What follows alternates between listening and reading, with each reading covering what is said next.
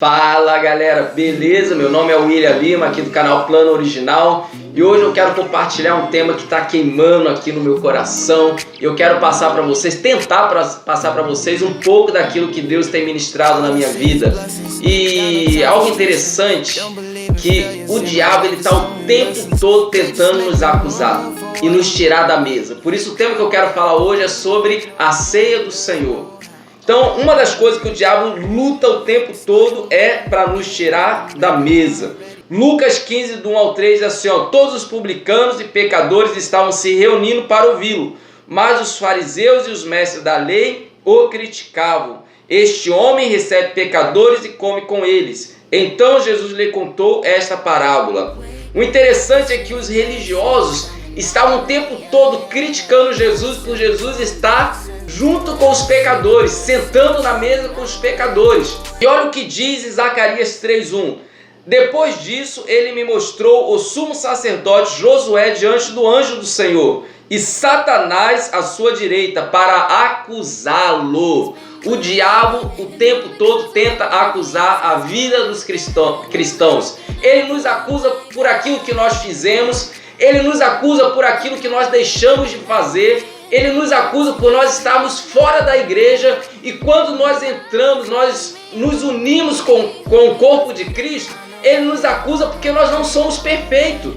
Então o diabo, o trabalho dele é acusar nossas vidas. O tempo todo ele tenta acusar a vida do homem para que não sente a mesa com Cristo. E o interessante é que a mesa foi feita para mim e para você. E por que você não senta na mesa? Por que você não se alimenta do pão da vida? Algo que eu tenho percebido. Chegou um tempo que Deus ele não quis mais se relacionar com o homem apenas atrás de uma moita, como ele fazia com Moisés, onde uma sarça que não se consumia, e Moisés ia lá e Deus falava com Moisés. Chegou um tempo que Deus fez o desenho e entregou para Moisés. Moisés, eu quero que você construa para mim um lugar onde eu vou me relacionar com o homem, um lugar onde eu vou me relacionar com você, um lugar onde o povo vai poder falar comigo. E Deus decide fazer ali um tabernáculo. Agora presta atenção comigo, vem comigo, caminha nesse raciocínio. O tabernáculo tinha 3 divisões. A primeira era o pátio onde era feito o sacrifício, o lugar de sacrifício, onde estava o altar do sacrifício, onde todo o povo poderia entrar para sacrificar ao Senhor uma oferta pelo perdão dos seus pecados, para que eles fossem justificados dos seus pecados.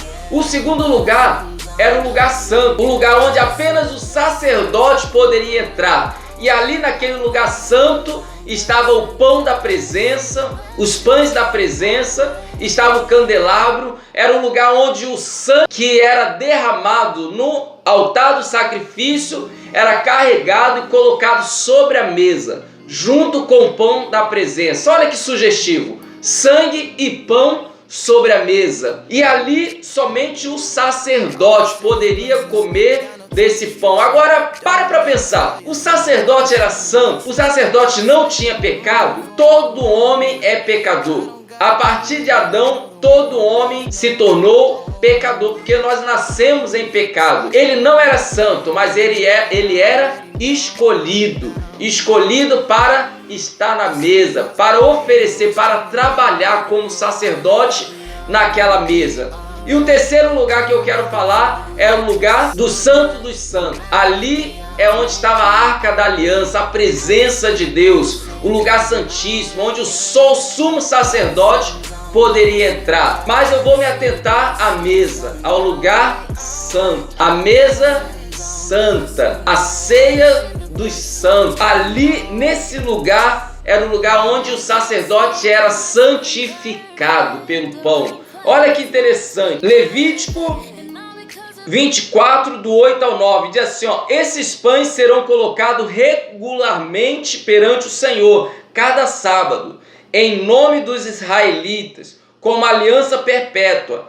Pertencem a Arão e aos seus descendentes, que os comerão no lugar sagrado, porque é a parte santíssima da sua porção. regular da oferta, dedicada ao Senhor, preparada no fogo. É decreto perpétuo do Senhor. Olha que interessante. Quem poderia comer daquele pão? Somente o sacerdote e a sua geração, a geração sacerdotal, poderia comer daquele pão. Por quê? Porque a mesa santificava o sacerdote. Êxodo 30, do 27 ao 29, diz assim: a mesa e todos os seus utensílios, o candelabro e os seus utensílios, o altar e do incenso, o altar do holocausto e todos os seus utensílios, e a bacia com a sua base. Você o consagrará e serão santíssimo, e tudo que neles tocar se tornará santo. Logo, a mesa não é para santos, a mesa é para escolhidos, que serão santificados por ela. Existe um poder na mesa do Senhor que muitos desconhecem. A mesa, ela nos santifica. A mesa é para mim e a mesa é para você. Mas pastor, mas somente o sacerdote poderia sentar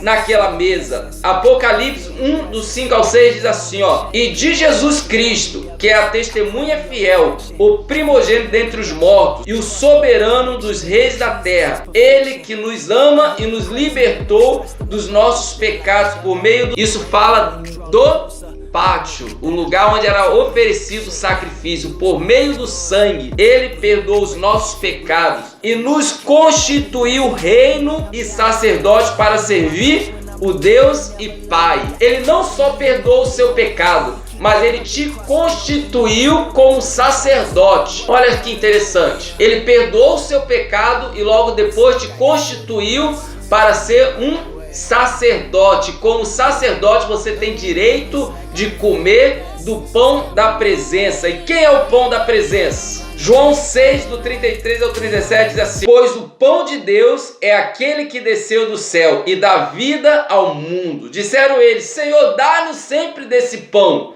Então Jesus declarou: eu sou o pão da vida. Aquele que vem a mim nunca terá fome. Aquele que crê em mim nunca terá sede. Mas como eu lhes disse, vocês me viram, mas ainda não creem. Todo o que o Pai me der virá a mim, e quem vier a mim, eu jamais rejeitarei. Deus jamais nos rejeitará. Deus não te chamou porque você é santo. Deus não te escolheu porque é santo. Ele justificou a sua vida. Nós somos justificados pelo sangue do Cordeiro. E ele também constituiu você como rei e sacerdote. Amém? Você pode participar dessa mesa. Por que você pode participar dessa mesa? Porque é essa mesa que te dá vida. Olha o que diz João 6,53. Jesus lhe disse: eu lhes digo a verdade, se vocês não comerem a carne do Filho do Homem e não beberem o seu sangue, não terão vida em si. E aí as pessoas pecam e a gente fala assim: não, você não pode se alimentar da ceia, porque você está em pecado. Mas é a vida de Cristo que traz vida a nossas vidas. Olha só, então nós falamos assim: se você pecou, então você precisa ficar um tempo sem sentar-se à mesa, sem se alimentar dessa mesa. Mas é na mesa que nós permanecemos nele. Amém? João 6,56. Todo que come da minha carne e bebe do meu sangue permanece em mim e eu nele. Permanece em mim e eu nele. A vida de Cristo está em permanecer. Permanecer nele, permanecer na sua presença.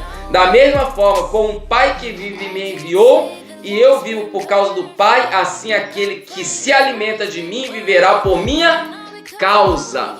Nós vivemos pela causa, nós vivemos por causa dele, por causa daquilo que ele fez por nós naquela cruz. Mas pastor, mas a Bíblia diz: se nós comermos do pão e bebermos do sangue indignamente, nós somos culpados de pecar contra o corpo. Aí nós vamos falar disso no próximo vídeo. Por enquanto nós estamos falando sobre a mesa. Justificação, santificação e glorificação. Pátio, mesa e lugar santíssimo. onde habita a glória de Deus. No pátio havia perdão dos pecados. Na mesa era a santificação e a glorificação era no lugar santíssimo. Então, se você gostou desse vídeo falando sobre a mesa, deixa aí o seu like, se inscreva no canal e tamo junto. E no próximo vídeo eu vou compartilhar sobre a ceia, se pode ou não pode, se esse versículo nos dá base para você não sentar à mesa. Amém? Tamo junto. Fica com Deus.